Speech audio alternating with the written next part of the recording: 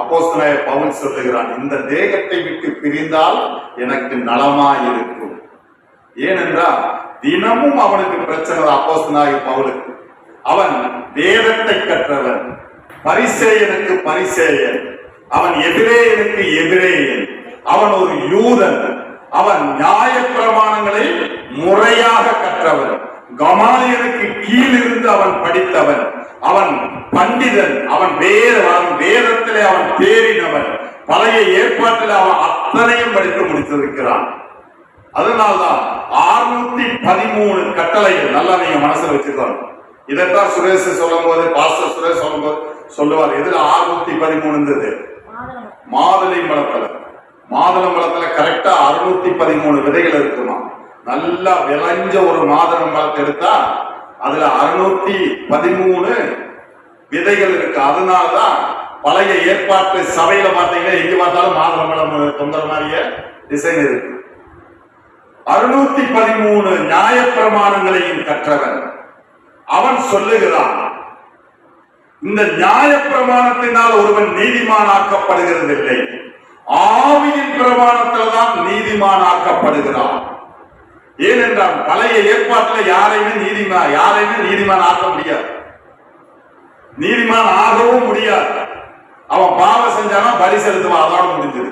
ஆனால் இந்த ஆவியின் பிரமாணத்திலே, கிருபையின் பிரமாணத்திலே சொல்லப்படுகிறது, இயேசுடைய ரத்தம் ஒவ்வொருவரையும் நீதிமான் ஆக்கப்படுகிறது. இது நமக்கு கிடைச்ச ஒரு கிருபை. நம்மதான் நீதிமான. இந்த யூதன்கள் இன்னுமாகவே மேசியா வருவார் என்று ஒரு கூட்டம் பார்த்துக் கொண்டிருக்கிறதா. இன்னுமே பழைய ஏற்பாட்டு சபையில இன்னும் இயேசு கிறிஸ்து வரவில்லை என்று அவர்கள் பார்த்துக் கொண்டிருக்கிறார்கள். அதனாலே இயேசுவனுடைய இரத்தத்தினாலே கழுவப்பட்டு அவருடைய ராஜ்யத்திலே நாம் பிரவேசிப்போமானால் நாம் பரலோகத்துக்கு போக முடியும். இங்க 70-80 வயசுல இருக்க போறோம். கர்த்தரோட எத்தனை வருஷம் இருக்க போறோம்? நித்திய காலமா இருக்க போறோம். அதுக்கு இடையில வேதம் சொல்லுகிறது 1000 வருஷ அரசாட்சி உண்டு. எங்க? பூமியில. எப்படி ஆளுவாங்க பாருங்க. இந்த பூமியிலே 1000 வருஷம் இயேசு ஆள போறார். நம்மள ஆள போகிறோம். யாரை ஆள போகிறோம்? படைப்புகளை மாத்திரமே ஆள போகிறார். அதுதான் தேவனுடைய திட்டம். ஆதியாகமத்திலே கர்த்தர் சொன்ன திட்டம் அந்த 1000 வருஷத்திலே அவர் நிறைவேற்ற போகிறார். நம்ம எப்படி இருப்போம்? இயேசு எப்படி இருக்கிறாரோ அப்படியே இருக்கும். யாருக்கு தெரியாது எப்படி இருக்கும், அதுதான் ஒரு தெரியாது. இந்த பூமியில 1000 வருஷம், 80 வருஷம் இருக்கிறக்க, 70 வருஷம் இருக்கிறக்க, 40 வருஷம் இருக்கிறக்க இவ்வளவு சண்டைகள், பிரச்சனைகள், போராட்டங்கள் பண்றோம். 1000 வருஷம் மனுஷன் ஆள போகிறது இல்லை, படைப்புகளை ஆள போகிறோம். அந்த 1000 வருஷமும் பயங்கரமா இருக்கு. அந்த 1000 வருஷத்துல பாத்தீங்கன்னா பிசாசை நம்முடைய ஆண்டவர் கட்டி போட்டு வச்சிருவார். கட்டி போட்டு ஒரு அறையிலே அடைத்து வைத்து விடுவார். இதெல்லாம் வசனம், கதையை நான் சொல்லல. 1000 வருஷத்துக்கு பிசாசை கட்டி ஒரு அறையிலே அடைத்து வைத்து விடுவார். எப்பொழுது? அருமைகளான் யுத்தம். நம்மளை ரகசிய வருகையில் எடுத்துட்டு போயிடுவார். அதுக்காகத்தான் இவ்வளவு பாடுபடும். அதுக்காகத்தான் நாம சர்ச்சுக்கு வர்றோம். ரகசிய வருகை. சிலர் சொல்றாங்க ரகசிய வருகைன்னு ஒண்ணு இல்லைன்னு சொல்லிட்டு இருக்கிறாங்க. ரகசிய வருகைன்னு அப்படி ஒண்ணு இல்லைன்னு நிறைய பாஸ்டர்கள் சொல்றாங்க, விசுவாசின்னு சொல்றாங்க. ஆனா வேதம் சொல்லுகிறது அவர் திருடனை போல வருவேன் என்று. 4 மூலையிலும் தேவ தூதர்கள் வருவார்களா. அறுவடை செய்யறதை போல யாரெல்லாம் கர்த்தருக்குள் இருக்கிறோமோ அவர்கள் எல்லாம் தூக்கி கொண்டு போயிடுவாங்க. அது எத்தனை மணி நேரம்? 10 மணி நேரம் அல்ல, 5 மணி நேரம் அல்ல, 2 மணி நேரம் அல்ல, நொடி பொழுது கர்த்தரோட பிள்ளைகளை கர்த்தர் தூக்கிட்டு போயிடுவார். அடுத்த இருக்கிற 7 வருட காலம் இது யாருக்கு? யூதர்களுக்கு. நமக்கு கிடையாது. யூதர்களுக்கு 3.5 வருடம் ஆட்சி நல்லா போகும். 3.5 வருடம் பாடுகள் நிறைந்த வருஷம். அப்புறம் அந்த 7 வருடம் கழித்து இயேசு வானத்திலிருந்து கீழே இறங்குவார். ஆமென், அல்லேலூயா. எதுக்கு? ஆன்மீகதான் யுத்தம். பிசாசோட போராட வரப்போகிறார். அவரோடு கூட நாமும் வரப்போகிறோம் என்று வேதம் சொல்லுகிறது. கோடான கோடி பரிசுத்தவான்களோடு வருவாராம். அப்ப வரும்போது பிசாசு பார்ப்பான், யாரு இயேசுனே தெரியாது. ஏன்னு கேட்ட வேதம் சொல்லுகிறது, நாம் எப்படி இருப்போம் என்றால் இயேசு எப்படி இருப்பாரோ அப்படியே நாம் இருப்போம். இயேசு எப்படி இருப்பார் தெரியாது, அப்பதான் தெரியும். அப்போ நாம் நித்திய காலமாக அவரோடு இருக்கிறதுக்கு தான் இப்பொழுது நாம் ஆலயத்துக்கு வருகிறோம். அதனால் தான் வேதம் சொல்லுகிறது, இந்த பூமியில் உள்ள காலம் எல்லாம் தேடுங்கள், தேடுங்கள், கர்த்தரை தேடுங்கள், அவருடைய வார்த்தையை தேடுங்கள், அவருடைய வசனத்தை தேடுங்கள். மனுஷனை தேட வேண்டாம். சும்மா இருக்கிறோமா, கொஞ்ச நேரம் வசனத்தை படிப்போம், கொஞ்ச நேரம் தியானிப்போம், கொஞ்ச நேரம் ஜெபம் பண்ணுவோம். மனுஷனோட போய் பேசிட்டு இருந்தாவே பிரச்சனை தான், பிரச்சனை மேல பிரச்சனை தான் உருவாகுது. அதனால்தான் வேதம் சொல்லுகிறது, நீங்கள் தேடுங்கள். எப்படி? கர்த்தரை தேடுங்கள். கொஞ்ச நேரம் இல்ல, எப்பொழுதெல்லாம் உங்களுக்கு நேரம் கிடைக்கிறதோ அப்பொழுதெல்லாம் என் ஆண்டவரை தேடுங்கள். தேடுறது எப்படி தேடுறது? இயேசுனுடைய உருவத்தை வச்சு தேடுறது. எப்படி தேடுறது?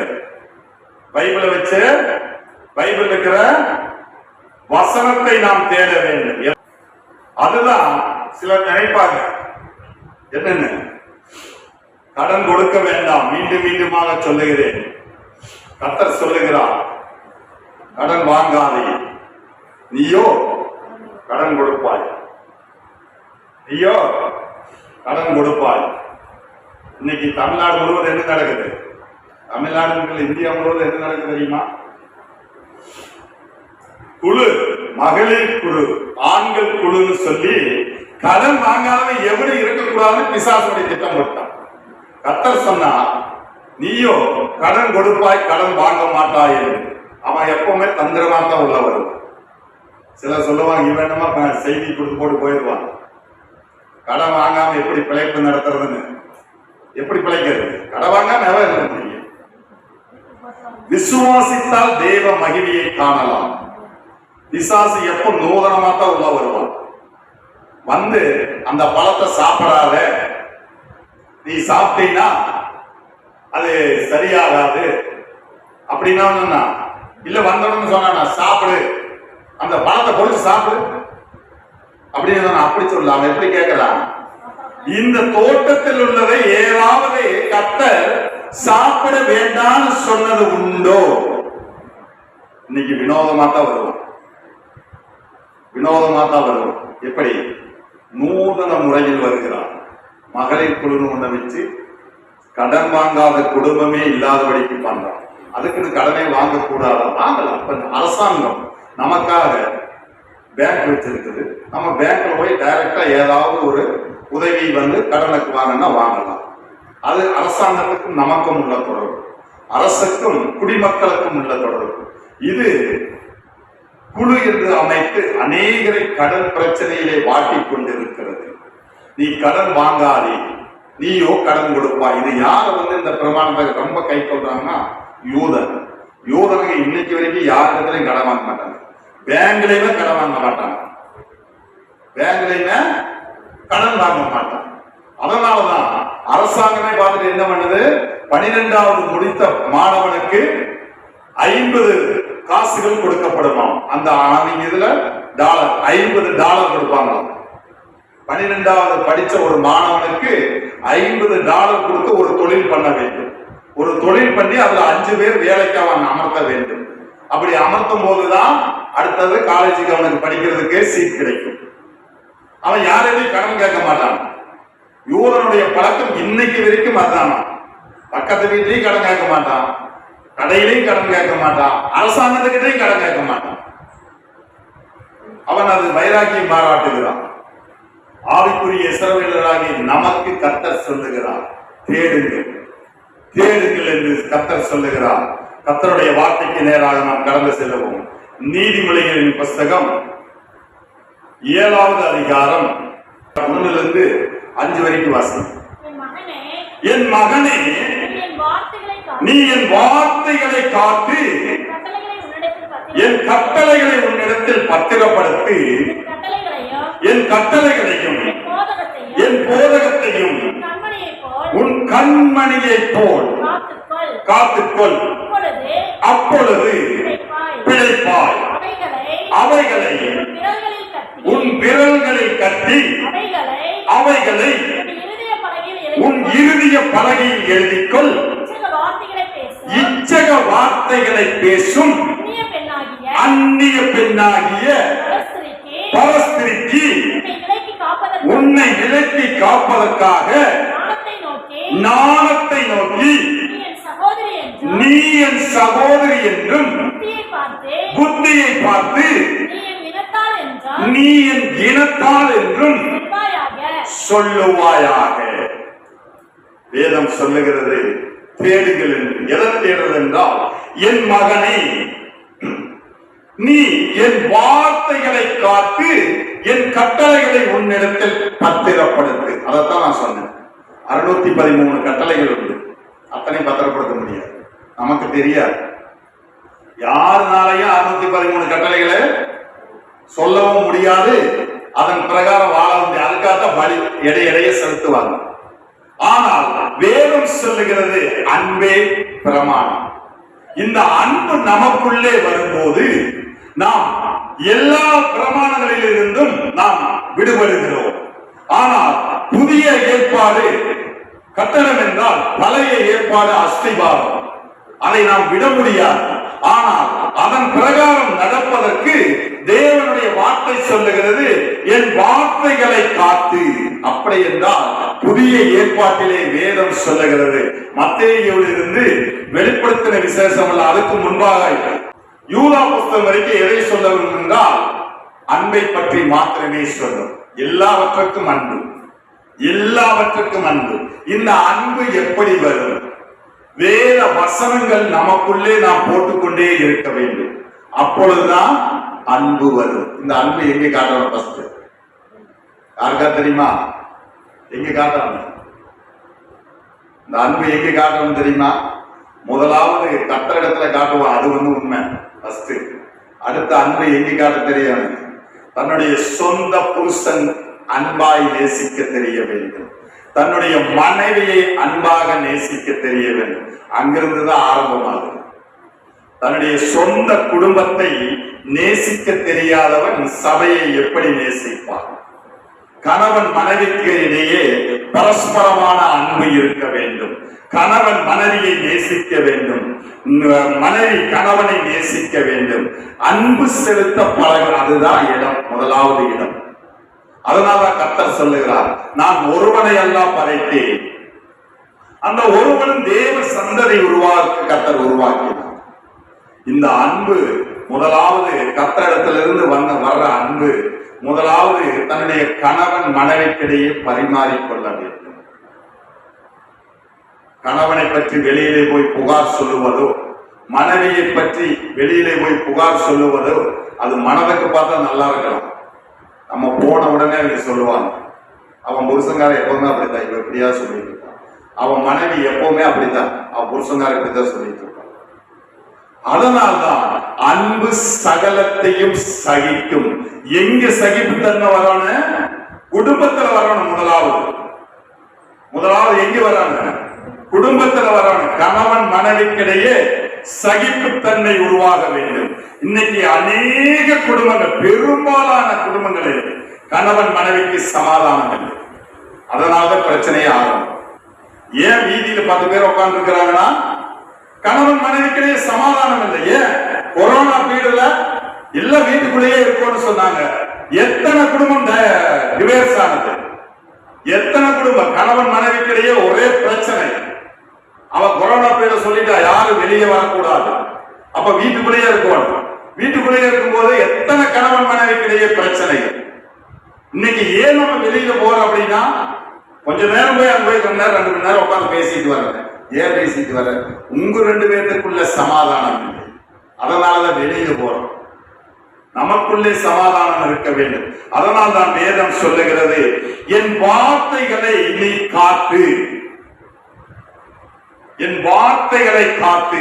நிறையுடம் தளம்பாது. குடத்துல தண்ணி நிறைய தளம்புமா? தளம்பாது.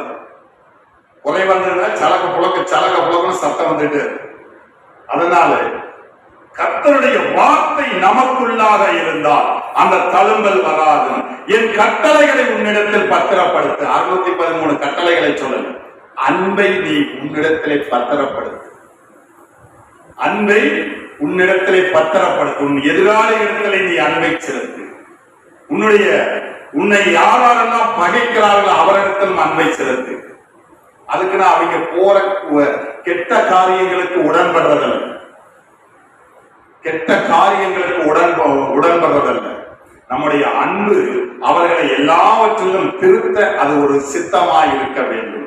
வேதம் சொல்லுகிறது, என் கட்டளைகளை நீ பத்திரப்படுத்து, என் கட்டளைகளையும் என் போதகத்தையும் உன் கண்மணியை போல் காத்துக்கொள். கண்மணினா என்ன? கண்மணினா மனசுக்கு அது கருவிழி. கண்மணி அப்படின்னா கண்ணில் இருக்கிற அந்த கருப்பா இருக்கிற அந்த இது மட்டும் கண்மணி. அப்ப இந்த கண்ணை பாதுகாப்பதற்கு கர்த்தர் எப்படி வச்சிருக்காரு? இந்த கண்ணுக்கு மேல ஒரு ஜவ்வு, அந்த ஜவ்வுக்கு மேல இமை, கண்ணு அந்த இதை மூடுற இமை, அதுக்கு மேல புருவம். இந்த இமை எப்படி இருக்குமாமா? அதெல்லாம் யாரு மூளை சொல்றதெல்லாம் மூளை சொல்றது டக்குன்னு கட்டளை. ஒரு டக்குன்னு ஒரு தூசி விழுந்ததுன்னா கண்ணை மூடலான்னு நினைச்சா மூடுவான். எப்படி மூடுவான்? நம்மெல்லாம் ஒண்ணும் சொல்ல தேவை, அது தானா மூடிவிடும். அடுத்தது ஒரு மிளகாப்பொடி உள்ள போச்சுன்னா தானே அது கண்ணீர் வர ஆரம்பிக்கும். அப்போ அது எப்படி அந்த கண்ணை அந்த இமை பாதுகாக்கிறது? அவ்வளவு முக்கியமாக அந்த இமை பாதுகாக்கிறது. 24 மணி நேரம் அல்ல, 48 மணி நேரம் முடிச்சுட்டே இருந்தாலும் ஐயோ 48 மணி நேரம் முடிச்சுட்டு இருக்கிறோம்னு சொல்லிட்டு ஒரு பூச்சி விழும்போது கண்ணு மூடாம இருக்குமா? டக்குன்னு மூடும். அதுபோல வேதம் சொல்லுகிறது, நீ என் கட்டளைகளையும் என் போதகத்தையும் உன் கண்மணியை போல காத்துக்கொள், அப்பொழுது பிழைப்பார். ஏன் இன்னைக்கு கிறிஸ்தவனுக்கு பிழைப்பு இல்லை? நம்ம சொல்றோம்ல, நாங்க ஜெபம் பண்ணிட்டே இருக்கிறோம், 24 மணி நேரம் ஜெபம் பண்றோம். அதிகாலை ஜெபத்தை ஒரு நாளும் மறக்கிறது இல்லை. 2 மணி நேரம் ஜெபம் பண்றோம், டெய்லி 2 மணி நேரம் ஜெபம் பண்றோம். எங்களுக்கு பிழைப்பே இல்லையே. ஏன் இல்லை? கர்த்தருடைய வார்த்தை நமக்குள்ளாக இல்லை. நமக்கு பிரமாணங்கள் உண்டு, ஆனால் கட்டளைகள் கிடையாது. நீ இப்படித்தான் ஜெபிக்க வேண்டும், இத்தனை மணி நேரம் ஜெபிக்க வேண்டும், இத்தனை மணி நேரம் உபவாசம் இருக்க வேண்டும் என்று வேதம் சொல்லவில்லை. புதிய ஏற்பாட்டு உபவாசத்தை பத்தி அதிகமா சொல்லாது, உபவாசம் பண்றதை பத்தி அதிகமாக சொல்லாது. ஏனென்றால் மணவாளன் நம்ம கூடவே இருக்கிறார். உபவாசத்தை பத்தி அதிகமா சொல்லாது. நாம் கர்த்தருக்குள் இருக்கும் போது காரியங்கள் வாய்க்கும். ஏன் பிழைப்பை கர்த்தர் கொடுக்கிறார் என்றால், என் கட்டளைகளையும் என் போதகத்தையும் உன் கண்மணியை போல காத்துக்கொள், அப்பொழுது பிழைப்பாய். கணவன் மனைவி சம்பாதிப்பாங்க, 10 பைசா மீதி இருக்கார் கணவன். ஏன்? கர்த்தருடைய வார்த்தை அங்கு இல்லை. சிலர் சொல்லுவாங்க, என்னன்னு, என் பொண்டாட்டியோட வீட்டுல இருக்க ஒரு 10 நிமிஷம் இருக்க முடியாது அப்படின்னா, அப்ப இவன் கர்த்தரோட இல்லை. சில மனைவிமார்கள் சொல்லுவாங்க, அந்த மனுஷனோட 2 நிமிஷம் உள்ள இருக்க முடியாது, அப்ப கர்த்தர் நமக்குள்ளே இல்லை. வேதம் சொல்லுகிறது, புருஷனை பார்த்தும் சொல்லுகிறது, மனைவியை பார்த்தும் சொல்லுகிறது, நம்முடைய நல்ல நடக்கையினாலே புருஷனை ஆதாயப்படுத்திக் கொள்ளலாம், நம்முடைய நல்ல நடக்கையினாலே மனைவியை ஆதாயப்படுத்திக் கொள்ளலாம். இதுதான் வேதம் சொல்லுகிறது. நம்ம என்னைக்கு வீட்டை விட்டு வெளியே போறோமோ அன்னைக்கே முடிஞ்சது. வீட்டுல நிம்மதி இல்லைன்னு வெளியில போறோம்னா அன்னைக்கே முடிஞ்சு போச்சு. அப்போ கணவனை நேசிக்க தெரியலன்னா எப்படி இயேசுவை நேசிக்க? இயேசுவை நேசிக்க முடியுமா? மனைவியை நேசிக்க முடியாதவன் இயேசுவை நேசிப்பானா? மற்றவனை நேசிப்பான்? நேசிக்க முடியாது. நேசிப்பான், கள்ளத்தனமா நேசிப்பான். கள்ளத்தனமா வேணா நேசிக்கலாம், நல்லதனமா நேசிக்க முடியாது. அதனால்தான் வேதம் சொல்லுகிறது, என் கட்டளைகளையும் என் போதகத்தையும் உன் கண்மணியை போல காத்துக்கொள். எந்த நேரமும் கர்த்தருடைய வார்த்தை நமக்குள்ளே இருக்க வேண்டும். ஏதாவது ஒரு பிரச்சனை வருதா, நம்ம கர்த்தரிடத்திலே போராட கற்றுக்கொள்ள வேண்டும். போராடணும், கர்த்தருடைய வார்த்தை நமக்குள்ளாக இருக்கு. பிரச்சனை வராதா கணவன் மனைவிகளை வரு, போராட்டம் வராதா வரு, சண்டை வராதா வரு. அதில் இருந்து மீட்கொள்வதற்கு தான் இயேசு சிலுவை. மரணத்தை ஜெயித்தார், பிரச்சனைகளை ஜெயித்தார். அனுதினமும் சிலுவை சுமக்க கடவோம். அனுதினமும் சிலுவையில இன்னைக்கு எல்லாம் சிலுவை என்று சுமந்துட்டு இருக்கிறோம். அதல்ல, பாடுகள் தான் சிலுவை. இங்க வந்து பாடுகள் வருது, வெளியிலிருந்தெல்லாம் பாடுகள் வராது. எங்கிருந்து பிரச்சனை வருது? வெளியிலிருந்தெல்லாம் வராது, உள்ளிருந்துதான் வரும். நாம் ஜாக்கிரதையாய் இருக்க வேண்டும். வேதம் சொல்லுகிறது, அவைகளை உன் விரல்களிலே கட்டி அவைகளை உன் இருதயமாகிய பலகையில் எழுதிக்கொள். இன்னைக்கு விரல் என்ன போடுவான்? மோதிரம். இல்லை, இவங்க மோதிரம் போடுதானா ஆலையெல்லாம் பார்க்க மாட்டாங்க. பஸ் எதை பார்ப்பாங்க? அப்பா எவ்வளவு பெரிய மோதிரம் போட்டுக்கிறா, கல்லு வச்சு போட்டுக்கிறா, தகன மின்னுது. கட்சி மோதிரம் போட்டுக்கிறா, அந்த கட்சி இருப்பானாடுகிற, ஆளு கட்சி இருப்பானாடுகிறது. அதனால் தான் வேதம் சொல்லுகிறது, என் அவைகளை, என் கட்டளைகளை, அவைகளை என் விரல்களில் கட்டி. விரல்களில் கட்டினா நம்ம விரல்ல பைபிளை கட்டிக்கிறது. எனி டைம் நம்முடைய நினைவில் அது இருக்க வேண்டும். மோதிரம் போட்டுந்தா பல பேருக்கு ஞாபகம் எங்க இருக்கு? அந்த மோதிரத்தில் தான் இருக்கு. எங்க போனாலும் திணிக்குவான், எங்க போனாலும் இப்படி மற்றையும் பார்க்க வேண்டும். அதே போல நாமும் கர்த்தருடைய வார்த்தை நமக்குள்ளாக இருக்க வேண்டும். நாம் ஒரு இடத்துக்கு போறோம் அப்படின்னு சொன்னா, இவன் வர்றானா, இவங்க கர்த்தருடைய வார்த்தை நிறைய இருக்கு, கேட்போம். அப்படி இருக்க வேண்டும் என்று வேதம் சொல்லுகிறது. உன் இருதயமாகிய பலகையில் எழுதிக்கொள். இதுதான் பிரமாணம். இதுதான் மோசையினுடைய பிரமாணம். அவங்க பலகையில் எழுதினான், அதை ரெண்டா உடைச்சு போட்டுட்டான். இப்ப கர்த்தர் அதை உடன்படிக்கை பெட்டியில் வச்சு எங்க இருக்குன்னு தெரியல. அதனாலதான் இருதயமாகிய பலகை, அந்த ஆவியின் பிரமாணம். இதுதான் ஆவியின் பிரமாணம். இருதயமாகிய பலகையில் எழுதிக்கொள். இடத்தை எழுதிக் கொள்றது, கர்த்தருடைய வார்த்தைகளை எழுதிக்கொள். எந்த வார்த்தைகளை? கர்த்தருடைய வார்த்தை சொல்லுது, தேடி வாசியுங்கள். நீங்க நிறைய தேடி தேடி வாசிங்க. உங்களுக்கு கவலையா இருக்குதா, தேடுங்க, வசனத்தை தேடுங்க. டெய்லியும் படிக்கிறது வேற, டெய்லியும் வந்து முறையா படிக்கிறது வேற. டெய்லி முறையா படிக்கிறது படிச்சிடணும், முறையா ஜெபம் பண்ணிடணும். அதே நேரத்தில் அல்ல. ஏனென்றால் புதிய ஏற்பாடு எப்ப வேணாலும் படிக்கலாம், எப்ப வேணாலும் ஜெபம் பண்ணலாம், எப்படி வேணாலும் பண்ணலாம். பழைய ஏற்பாட்டில் நம்ம எப்படி இருந்தா தெரியுமா? பக்தர்களாக இருந்தோம், மகனாகவே இருந்தா கிடையாது. இன்னைக்கு யூதங்க வந்து யெகோவான்னு சொல்ல மாட்டாங்க, தெய்வத்து பேரை சொல்லவே மாட்டாங்க. இப்ப நம்ம எப்படி இருக்கிறோம்? புத்திர சுவிகாரம் நம்மை தத்துக்கெடுத்து விட்டார், மகனாக இருக்கிறோம். அப்ப மகன் அப்பா இடத்துல எப்படி காலையில 7 மணிக்கு ஒரு டைம்ல காசு கேட்பாராம். காலையில 7 மணிக்கு ஒரு டைம், சாயந்தரம் 6 மணிக்கு ஒரு டைம். அப்படியே அப்பா சொல்லுவாரு? அப்பா இடத்துல பிள்ளை எப்ப வேணாலும் என்ன வேணாலும் கேட்கலாம். அந்த சுதந்திரத்தை கர்த்தர் நமக்கு கொடுத்திருக்கிறார். இதை அநேகர் சொல்றது, சொன்னாதான் தெரியும்.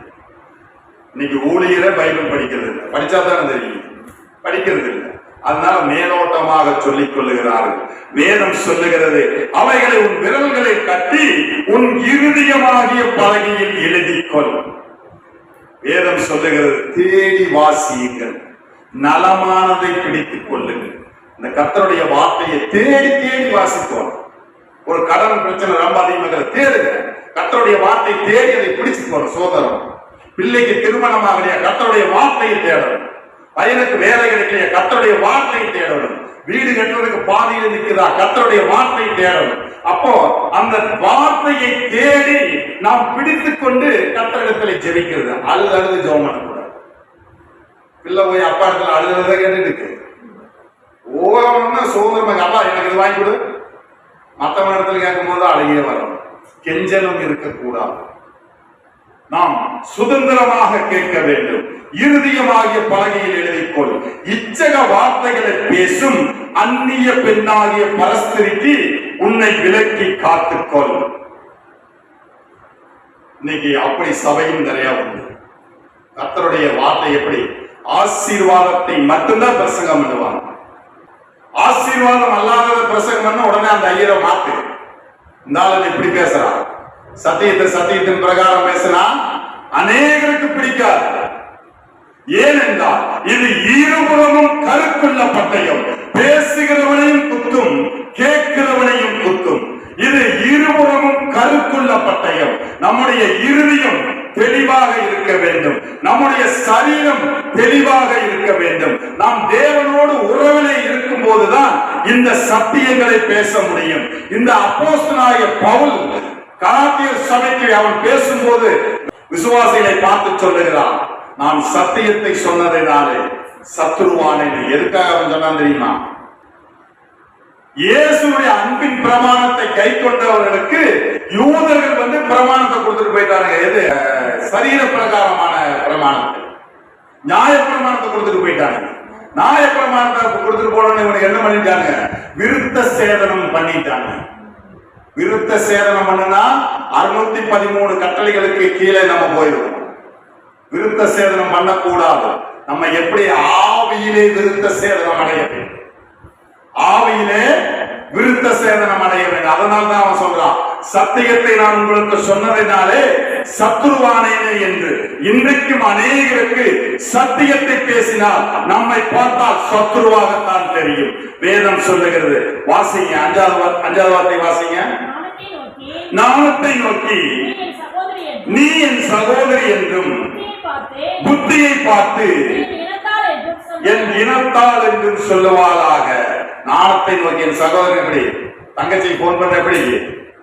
அக்கா அக்கா அக்கா போன் பண்ண எப்படி? அக்கா வீட்டுக்கு வந்தாங்க எப்படி இருக்கு? சந்தோஷமா போய். அதே போல வேதத்தை நேசிக்க கற்றுக்கொள்ள வேண்டும். கர்த்தருடைய வார்த்தையை நாம் அப்படியாக நாம் பாவித்துக் கொள்ள வேண்டும். ஞானத்தை நோக்கி என் சகோதரி என்றும் புத்தியை பார்த்து என் இனத்தால் என்று சொல்லும் போது கர்த்தர் நமக்கு பிழைப்பை கொடுப்பார். அல்லேலூயா, அல்லேலூயா, அல்லேலூயா. வாசிங்க மத்தேயு சுவிசேஷ புத்தகம் 6வது அதிகாரம் மத்தேயு சுவிசேஷ புத்தகம் 6வது அதிகாரம் வாசிங்க.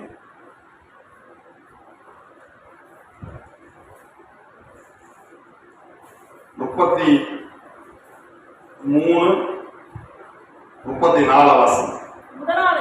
முதலாவது தேவனுடைய ராஜ்யத்தையும் அவருடைய நீதியின் தேடுங்கள், அப்பொழுது இவைகளெல்லாம் உங்களுக்கு கூட கொடுக்கப்படும்.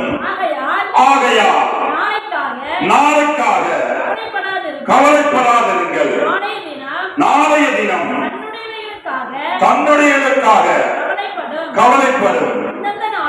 அந்தந்த நாளுக்கு அதினரின் பாடுகள் போதும். வேதம் சொல்லுகிறது, முதலாவது தேவனுடைய ராஜ்யத்தையும் அவருடைய நீதியையும் தேடும் போது இவைகள் எல்லாம் கூட கொடுக்கப்படும். இந்த பூமிக்கு தேவையானதெல்லாம் கொடுக்கப்படும். ஏன் தரித்திரத்தில் இருக்கிறான் கிறிஸ்தவன்? ஏன் வறுமையில் இருக்கிறான்? ஏன் ஒரு ஆசீர்வாதம் இல்லாத இருக்கிறான்? ஏன் ஒரு ஐஸ்வர்யம் இல்லாத இருக்கிறான்? அப்படியே ஐஸ்வர்யம் இல்லாத குடும்பத்துல ஏன் நிம்மதி இல்லை? கணவன் மனைவிக்கிடையே நிம்மதி இல்லை. பணம் இருக்குது, பொருள் இருக்குது, கார் இருக்குது, பங்களா இருக்குது, எல்லாம் இருக்குது. ஆனா போய் கேட்டோமா, என் புருஷனோட பேசி 13 வருஷமாச்சு. ஒருத்தர் சொல்றாங்க, என் புருஷனோட பேசி 13 வருஷமாச்சு. அப்புறம் என்னத்த நீ குடும்பம் நடத்தி கிழிச்ச? என்னங்க இருக்குது? 13 வருஷமா ஒரு கணவன் மனைவி பேசினா அது என்ன குடும்பம்?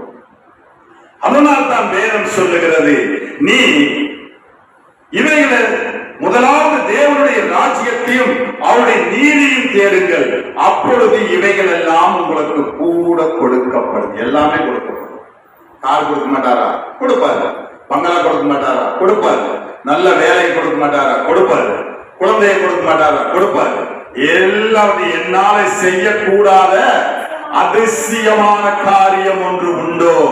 அப்ப நம்ம குடும்பத்துல குறைவு இருக்குது, நம்முடைய வாழ்க்கையில குறைவு இருக்குதுன்னா கர்த்தர் பேரில் அல்ல, நம்மிடத்திலே குறை உண்டு, நம்மிடத்திலே குறை இருக்கிறது.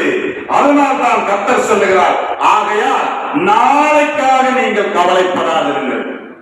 ஐயோ இன்னைக்கு நம்ம போய் பெட்டில படுத்துட்டு நாளைக்கு செத்து போயிடுவோமா? நாளைக்கு இருக்கு நம்ம கவலைப்படக்கூடாது. ஐயோ நாளைக்கு சாப்பாட்டுக்கு இருக்குமா? இன்னைக்கு இருக்கிறது என்ன? இன்னைக்கு மட்டும் கர்த்தர் சொல்ல, அன்னைக்குடைய பாடுகள் உனக்கு போது. ஆனா அன்னைக்குரிய நீ சாப்பிட உனக்கு போது. நாளைக்கு கர்த்தர் பார்த்துப்பாரு, கர்த்தர் கொடுப்பாரு. நாளைக்கு எது கவலைப்படணுமாமா? அதையும் கர்த்தர் சொல்றாரு. எது பையன் கவலைப்படணுமாமா? நாளைக்கு அந்த நாள் தான் கவலைப்படணும். நம்ம கவலைப்படக்கூடாது. கர்த்தர் அதினரின் காலத்திலே நேர்த்தியா செய்து முடிப்பான். பறவைகளுக்கு கொடுக்கிறாரு, விலங்குகளுக்கு கொடுக்க, நமக்கு கொடுக்காம விட்டுருவாரு. எலியாவை பார்த்து சொல்றாரு, போனை கேரித்த ஆத்தங்கரையில் ஒண்டிக்க அப்படின்னு. அவன் கேட்டிருக்கலாம், ஐயா இதை போய் ஒண்டிக்க சொல்றேன், கேரித்தாருன்னு ஒருத்தர் இல்லாத இடமா அந்த ஆத்தங்கரையில் போய் ஒண்டிக்க சொல்றேன், நான் சாப்பாடு கண்ணுன்னு கேட்டுருக்கலாம். கேட்டானா? கேட்கல. அவன் பாட்டுக்கு போயிட்டான். சொன்ன உடனே போயிட்டான். போன உடனே காகத்தை கொண்டு போசி, இங்க டிரான்ஸ்லேஷன் பண்ணது கொஞ்சம் இதா பண்ணிருக்கிறாங்க. அது காகம் கிடையாது, காகத்தை போன்ற ஒரு பறவை, பெரிய பறவையாம. காகம் சிறுசா தான் இருக்குன்னு இப்போ வேற வல்லுநர்கள் இப்பொழுது கண்டுபிடித்திருக்கிறார்கள். காகத்தை போன்ற ஒரு பறவை, பெரிய பறவை. அதுதான் மாமிசத்தை ஒரு மனுஷன் சாப்பிடணும். அதைத்தான் நானே ரொம்ப நாளா நினைச்சிட்டு இருந்தேன். ஒரு மனுஷன் சாப்பிடுற அளவுக்கு இவ்வளவு பெரிய மாமிசத்தை காக்கா தூக்கிட்டு வருமா? ஒரு மனுஷன் இவ்வளவா சாப்பிடுவான்? அது இந்த காலத்துல இருக்கிற மனுஷன் சாப்பிடுறது இல்ல. அந்த காலத்துல இருக்கிறவன் களி உருண்டையே 7 உருண்டை இருப்பான். எத்தனை உருண்டை? 7 உருண்டை. கறி எல்லாம் வந்து 1 கிலோ சர்வ சாதாரணமா சாப்பிடுவாங்க. 1 கிலோ சர்வ சாதாரணமா சாப்பிடுறாங்க. அப்படி இருந்தா அன்னைக்கு எலியா எவ்வளவு சாப்பிடுவாரு? குறைஞ்சபட்சம் எவ்வளவு சாப்பிடுவாரு? குறைஞ்சபட்சம். இப்ப இவ்வளவு பெரிய துண்டையா தூக்கி வருதுன்னா, அப்புறம் யூதர்களுடைய அப்பம் பெருசா இருக்கும். ஒரு அப்பம்னா பெரிய அப்பமா இருக்கு. இத்தனோட காக்கா தூக்க முடியுமா? தூக்க முடியாது. காகத்தை போன்ற ஒரு பறவையை கொண்டு கர்த்தர் எலியாவை போஷித்தார். எலியாவை போஷித்த தேவன் இன்றைக்கும் அதே வல்லமையோடு இருக்கிறார். வாசிங்க மத்தேயு சுவிசேஷ புத்தகம் 7வது அதிகாரம் 7வது வார்த்தை வாசிங்க. கேளுங்கள் அப்பொழுது உங்களுக்கு கொடுக்கப்படும், தேடுங்கள் அப்பொழுது கண்டடைவீர்கள், தட்டுங்கள் அப்பொழுது உங்களுக்கு திறக்கப்படும். கேட்கிற யாவரும் பெற்றுக்கொள்ளணும், விசுவாசிக்க வேண்டும். வேதம் சொல்ல கேட்கிற யாவரும் பெற்றுக்கொள்ள வேண்டும். கேட்கிற எவனும் பெற்றுக்கொண்டான் என்று விசுவாசியுங்கள் என்று. ஏசாவுக்கும் யாக்கோப்புக்கும் ஒரு நாளை நியமனம் பண்ணி இருந்தார். ஏனென்றால் பழைய ஏற்பாடு பேஸ்மட்டம் என்றால் புதிய ஏற்பாடு கட்டடமாக இருக்கிறது. அதனால கர்த்தர் ஒரு நாளை நியமனம் பண்ணி வைத்திருப்பார். அந்த நாளிலே தேவன், அதனால் தான் வசனம் சொல்ல, கேளுங்கள் அப்பொழுது உங்களுக்கு கொடுக்கப்படும், தேடுங்கள் அப்பொழுது கண்டடைவீர்கள், தட்டுங்கள் அப்பொழுது உங்களுக்காக திறக்கப்படும். இதெல்லாம் வந்து விசுவாசம், நம்பிக்கை. சும்மா அழுது பிரயோஜனம் இல்ல, கண்ணீர் சிந்தி பிரயோஜனம். நம்பிக்கை நமக்குள்ளாக வேண்டும். கர்த்தர் இதை செய்து முடித்தார் என்ற நம்பிக்கை நமக்குள்ளாக வர வேண்டும். லூக்கா சுவிசேஷ புத்தகம் 12வது அதிகாரம் வாசிங்க, 31 வாசிங்க. தேவனுடைய ராஜ்யத்தையே தேடுங்கள், தேவனுடைய ராஜ்யத்தையே தேடுங்கள், அப்பொழுது இவைகளெல்லாம் உங்களுக்கு கூட கொடுக்கப்படும். தேவனுடைய ராஜ்யத்தையே தேடுங்கள். நீ எதை தேடுறாங்க? மகளிர் குழுவை தேடுறாங்க. நிறைய ஜனங்க நிக்காங்க, எல்லா ஊர்ல அப்ப தேடிட்டு இருக்கிறாங்க. குழுவா போறாங்க. எங்க போறீங்க? குழுவுக்கு போறோம். தேடுறாங்க. கடன் கொடுக்கிறது, கடன் வாங்குறதுக்காக தேடுறாங்க. அப்படி இல்லாதபடிக்கு தேவனுடைய ராஜ்யத்தையே தேடுங்கள். எப்பொழுதும் ஜெபம் பண்ணுங்கள், இடைவிடாமல் ஜெபம் பண்ணுங்கள். கர்த்தருடைய ராஜ்யத்தை தேடுங்கள், கர்த்தருடைய வசனத்தை தேடி வாசியுங்கள், நலமானதை பிடித்துக் கொள்ளுங்கள். கர்த்தர் செய்ய வல்லவராய் இருக்கிறார். இன்னைக்கும் அவர் செய்ய வல்லவராய் இருக்கிறார். வாசிங்க. அப்போஸ்தலனாகிய பவுல் கொலோசியருக்கு எழுதின நிருபம் 3ஆம் அதிகாரம் வாசிங்க. 1வது வார்த்தை வாசிங்க. 1லிருந்து 3 வாசிங்க. நீங்கள் கிறிஸ்துவுடனே எழுந்ததுண்டானால் கிறிஸ்து தேவனுடைய வலது பாரசத்தில் வீற்றிருக்கும் இடத்தில் உள்ள மேலானவைகளை தேடுங்கள், பூமியில் உள்ளவைகளை அல்ல, மேலானவைகளை தேடுங்கள், மேலானவைகளை நாடுங்கள். ஏனென்றால் நீங்கள் மரித்தீர்கள், உங்கள் ஜீவன் கிறிஸ்துவுடனே தேவனுக்குள் மறைந்திருக்கிறது. ஆமென். அல்லேலூயா. வேதம் சொல்லுகிறது, நீங்கள் கிறிஸ்துவுடனே எழுந்தது உண்டானா. நம்ம எல்லாம் அடிமைகளா இருந்தோம். எதுக்கு? பாவத்துக்கு அடிமையாயிருந்தோம். அடுத்தது, பாவ உலகத்துக்கு அடிமைகளாயிருந்தோம். அவர்களை நம்மை பார்த்து வேதம் சொல்லுகிறது, நீங்கள் பாவத்துக்கு மறித்து. ஞானஸ்தானம் எடுக்கும்போது சொல்லு, அதனுடைய அர்த்தம் தான். பாவத்துக்கு சாகரம், உள்ள போறோம், தண்ணிக்குள்ள போறோம், நீதிக்காக மேல வர்றோம். இது இன்னைக்கு அது போய் எப்படி வந்துருச்சு?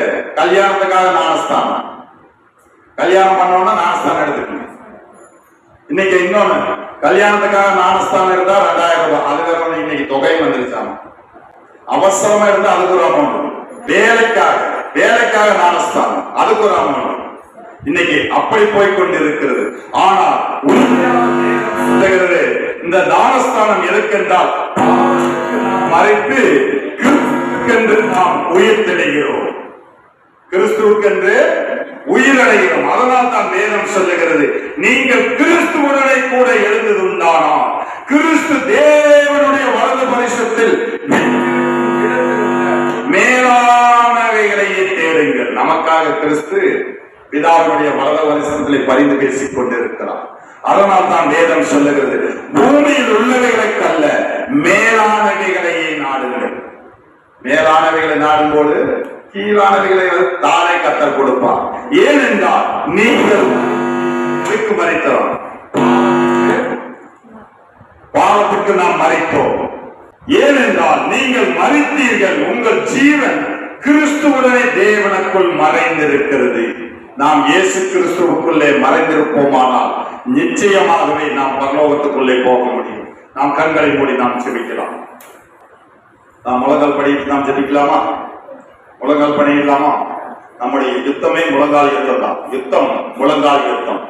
நம்முடைய யுத்தம் முழங்கால் யுத்தம். எங்கெங்கு முழங்கால்கள் முடங்குகிறதோ அங்கெல்லாம் கர்த்தருடைய ஆவியானவர் இறங்குவார். பிரச்சனைகள் முடங்கும், பிசாசானவனும் முடங்குவான். முழங்கால் நமக்கு யுத்தம் என்றால் வேதம் சொல்லுகிறது, மாமிசத்தோடும் ரத்தத்தோடும் நமக்கு போராட்டம் அல்ல, வான மண்டலங்களில் உள்ள பொல்லாத ஆவிகளோடு நமக்கு போராட்டம் உண்டு என்று வேதம் சொல்லுகிறது. மாமிசத்தோடு ரத்தத்தோடும் அல்ல, வான மண்டலங்களில் உள்ள பொல்லாத ஆவிகளோடு போராட வேண்டும் என்றால் நமக்கு முழங்கால் யுத்தம் அவசியம். ஹல்லேலூயா. உமக்கு ஸ்தோத்திரம் தகப்பனே, ஸ்தோத்திரம் ஐயா. அப்பா ஸ்தோத்திரம் தகப்பனே, நீங்க சொன்னீங்கப்பா, 613 பிரமாணங்களை கட்டளைகளை கொடுத்தீங்கப்பா. ஆனாலும் இவைகளுக்கெல்லாம் மேலாக அன்பே பிரதானம் என்று சொல்லி உம்முடைய போதகம் அன்பின் போதகமாக இருக்கிறபடினாலே உமக்கு கோடி ஸ்தோத்திரம் தகப்பனே. இந்த பிரமாண அன்பின் பிரமாணங்களை தேடி வாசிக்கும்படியான வார்த்தைகளை தருவீரார். நலமானதை பிடித்துக் கொள்ளும்படியாக உம்முடைய வார்த்தைகளை தருவீரார். இத்தனை நாட்களாக எங்கு அன்பு செலுத்த வேண்டும் என்று தெரியாதிருந்ததப்பா. அப்பா, உம்முடைய இடத்துல செலுத்துகிற அன்பை நாங்கள் என் கணவன் இடத்திலும், நாங்கள் எங்கள் மனைவியின் இடத்திலும், எங்கள் பிள்ளைகளிடத்துமாக நாங்கள் செலுத்துவதற்கு தேவன் உம்முடைய வார்த்தையை கொண்டு எங்களுக்கு போதித்ததற்காக நன்றி தகப்பனே. தேடுங்கள் என்று சொன்னவரை உம்முடைய ராஜ்யத்தை தேடுகிறோம் ஐயா. உம்முடைய மனத்தாழ்மையை தேடுகிறோம், உம்முடைய அன்பை தேடுகிறோம், உம்முடைய சகிப்பு தன்மையை தேடுகிறோம் ஐயா. தேடுங்கள் என்று சொன்னவரை அப்படியாக நாங்கள் தேடுகிறோம் ஐயா. உலகத்தை தேடாதபடி, உலகத்தில் உள்ளவைகளை தேடாதபடி, உலகத்தில் உள்ளவனை தேடாதபடி என் தேவனை தேடுகிற நல்ல இருதயத்தை தந்ததற்காக உமக்கு நன்றி செலுத்துகிறோம் ஐயா.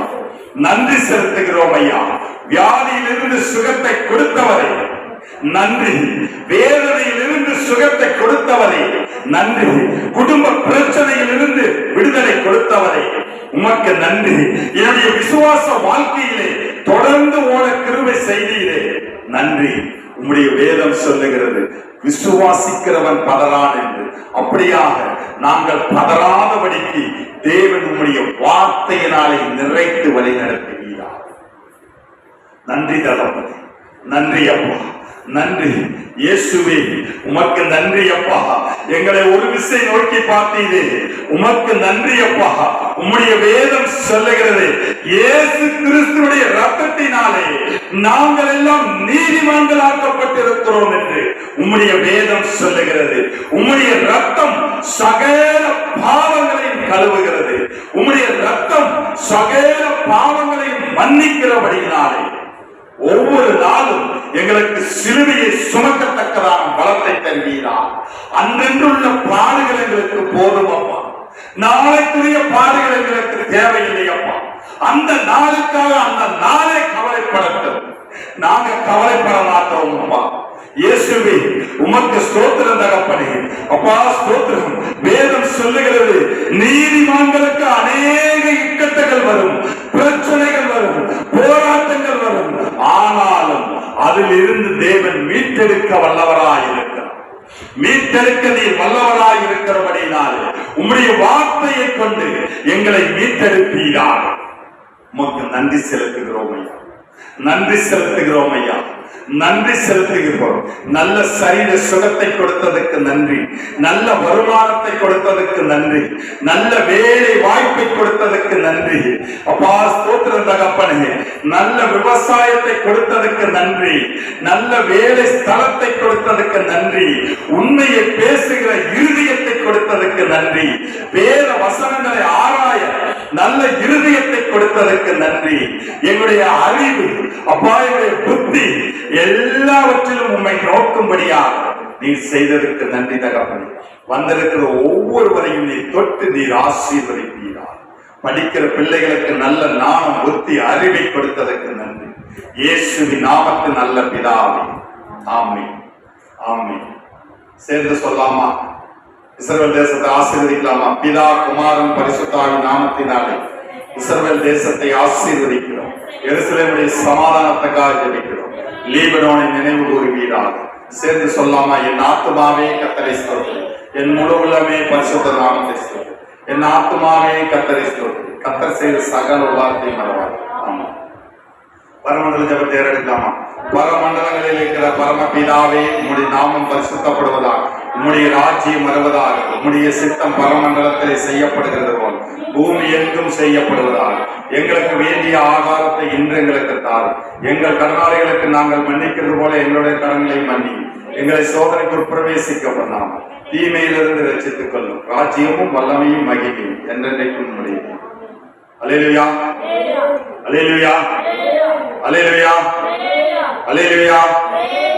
Price the Lord.